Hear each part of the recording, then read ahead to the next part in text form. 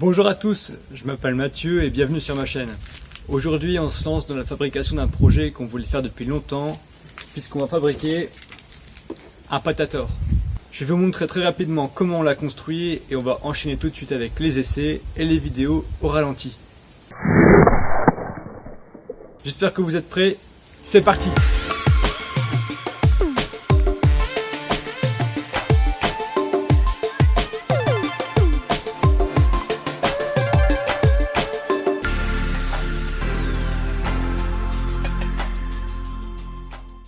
Comme vous l'avez vu, aujourd'hui nous allons construire ce patator, autrement dit un canon à patates. Même si je vous déconseille très clairement d'en réaliser un puisque c'est très dangereux, je vais quand même vous donner une recette pour le fabriquer qui est assez simple. Pour construire un patator, c'est pas compliqué. Vous avez besoin de 3 grandes parties, donc il y a un canon, une chambre de combustion et un système d'allumage. Vous allez pouvoir trouver tout le matériel nécessaire à la fabrication d'un patator dans un magasin près de chez vous. On va commencer par la structure en PVC. Pour le canon, vous aurez besoin d'un tube en PVC de 4 cm de diamètre et d'environ 2 mètres de long que vous raccourcirez à la longueur que vous voudrez. Vient ensuite un changement de diamètre entre le canon et la chambre de combustion qui est raccordé avec un manchon. La chambre de combustion, c'est un tube en PVC qui fait 10 cm de diamètre. Au bout, il y a également un manchon pour pouvoir mettre un bouchon. Pour récapituler, vous aurez besoin d'un tube de 4 cm de diamètre, un tube de 10 cm de diamètre de moins d'1 mètre, de 2 manchons, d'un raccord et d'un bouchon. Pour ce matériel, vous pouvez compter un budget en dessous de 10 €. Vous aurez également besoin de colle PVC pour lier tous ces éléments entre eux. N'hésitez pas, vous pouvez mettre la tonne de colle PVC pour que ça tienne bien. On a également réalisé une tourelle pour caler le patator et pour que ce soit plus impressionnant. Je vous laisse tout de suite regarder comment est-ce qu'on l'a fabriqué.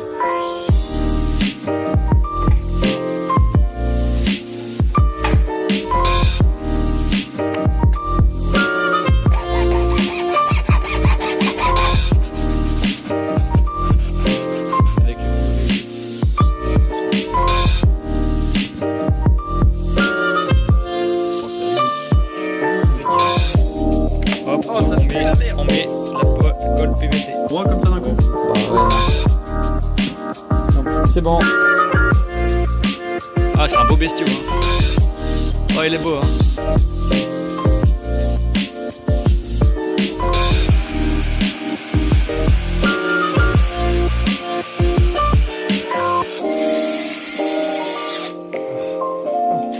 Ça passe à travers. Qu'est-ce qui se passe ici? Vas-y, retourne. Ma team chef. Regardez cette tourelle. Oh merde, je suis face à la télé. Maman. Et là, on fait l'électronique. Une fois que l'assemblage est réalisé, on va pouvoir constituer le système d'allumage. Pour ça, vous avez besoin d'un allume-gaz que vous pourrez trouver dans à peu près tous les hypermarchés. Trouvez bien un allume-gaz et pas un allume-feu parce que nous on veut simplement avoir la petite étincelle. Vous allez démonter cet allume-gaz et tendre 2 câbles qui sortent de chaque côté de l'étincelle. Comme ça, vous allez pouvoir vous éloigner de la chambre de combustion avant de faire le tir.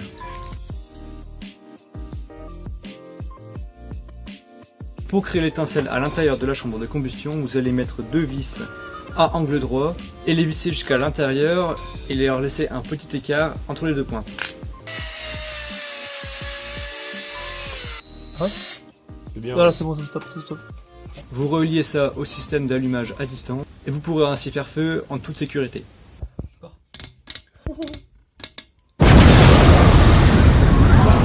Petite astuce, vous pouvez également mettre une vis juste ici en bas du canon, comme ça lorsque vous chargerez la munition à l'intérieur, elle ne tombera pas dans la chambre de combustion. Parlons maintenant des choses qui fâchent. Pour faire l'explosion, vous aurez besoin de gaz explosif, en l'occurrence pour nous du déodorant, puisqu'à l'intérieur on a du butane, donc qui est extrêmement inflammable. Quand vous allez mettre le gaz à l'intérieur, mettez-en seulement un tout petit peu. Pour qu'il y ait une bonne explosion, il faut un bon mélange entre le comburant et le combustible. Le combustible étant le butane à l'intérieur des déodorants et le comburant l'oxygène dans l'air ambiant.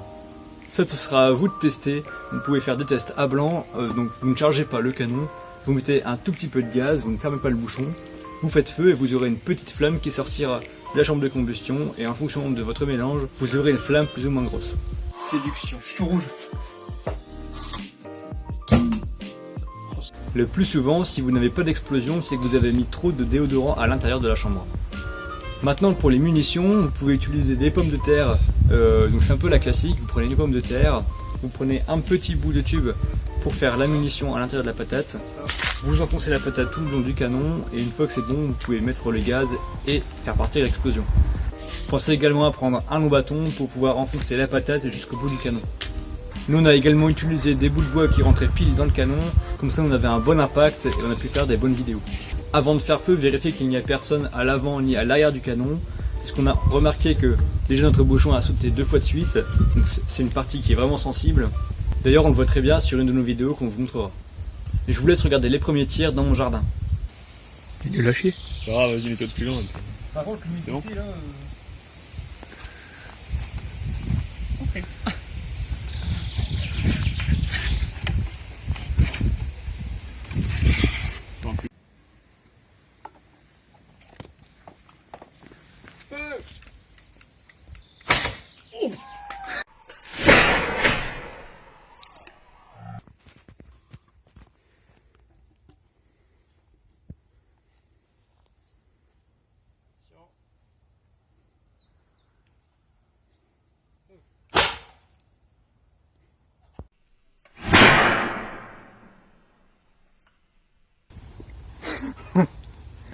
Tu l'as vu partir, j'ai pas vu moi. Non. Le bouchon est tenu. Il a tenu le bouchon.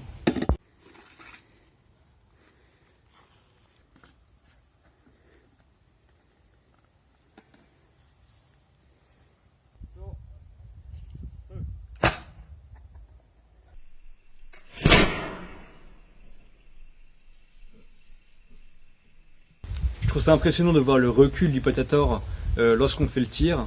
Donc forcément on a action, la patate qui part, réaction, le canon qui recule.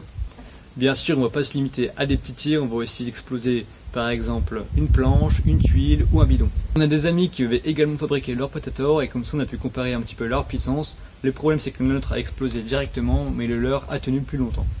Je vous laisse regarder les tirs dans le champ. Alerte patator. Regardez-moi ce canon. On tire les deux en même temps. On fait pas en même temps, mais.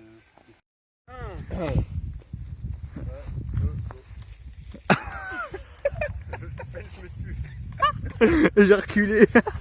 J'ai eu trop peur, j'ai reculé. Attends, t'en as mis beaucoup ou pas? Non, j'en ai mis pas beaucoup, mais peut-être qu'il n'y a pas assez d'oxygène. C'est tellement la roulette russe, putain. Ok. Attends, t'en as mis vraiment plus?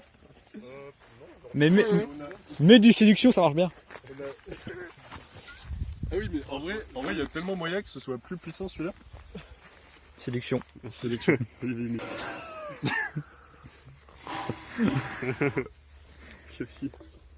Attends.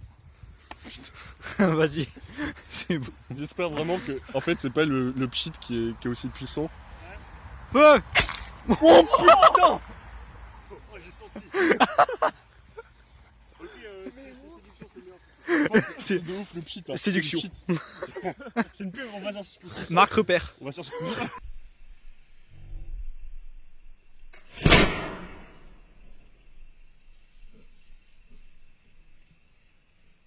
Ok. C'était si profond. Je charge.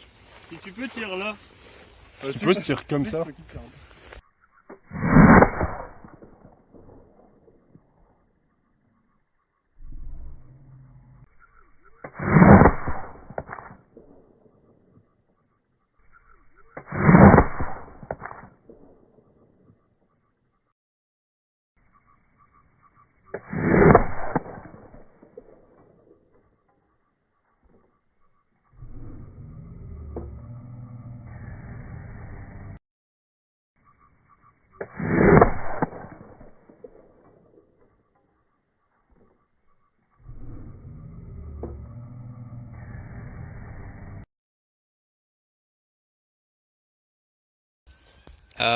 Moi je pense qu'il y a un gros impact mais ça traverse pas.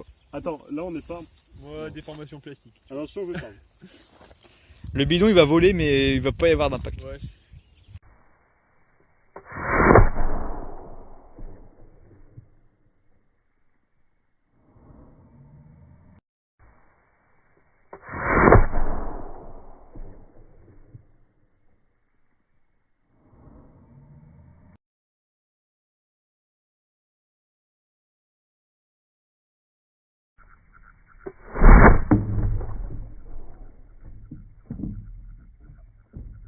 Et enfin la dernière vidéo dans laquelle on a explosé notre bouchon, cette fois-ci on n'a pas d'action-réaction classique, le canon part à l'avant parce que c'est le bouchon qui a explosé et qui a poussé l'ensemble du potator vers l'avant.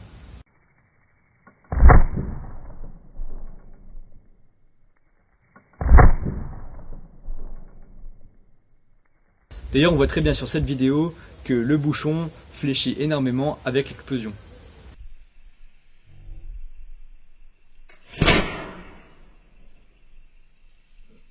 On entend l'écho qui a rebondi sur les arbres à l'autre bout du champ et qui est revenu. Et voilà, cette vidéo est terminée, j'espère qu'elle vous aura plu. Si c'est le cas, n'hésitez pas à vous abonner ou à me soutenir en laissant un petit commentaire. D'ailleurs, je vous remercie pour vos retours sur mes précédentes vidéos. Faites toujours très attention, personne derrière ni devant. Vous reculez quand vous faites le tir et normalement, il n'y aura pas de problème. Initialement, on avait mis un raccord sans cône et à chaque fois, le bouchon explosait, donc je vous conseille vraiment de mettre ce type de raccord. Ensuite, pour améliorer, je pense que les prochaines fois, on ne mettra pas de bouchon qui se dévisse, ce sera un truc fixe toujours fermé, mais à la place, on percera un trou juste ici avec une partie qui coulisse, comme ça on pourra mettre le gaz, faire coulisser la partie et on n'aura pas de parties qui pourront exploser. D'ailleurs, je vous conseille de prendre un casque parce que les explosions peuvent être très bruyantes. Et sur ce, je vous dis à la prochaine pour de nouveaux projets et de nouvelles découvertes.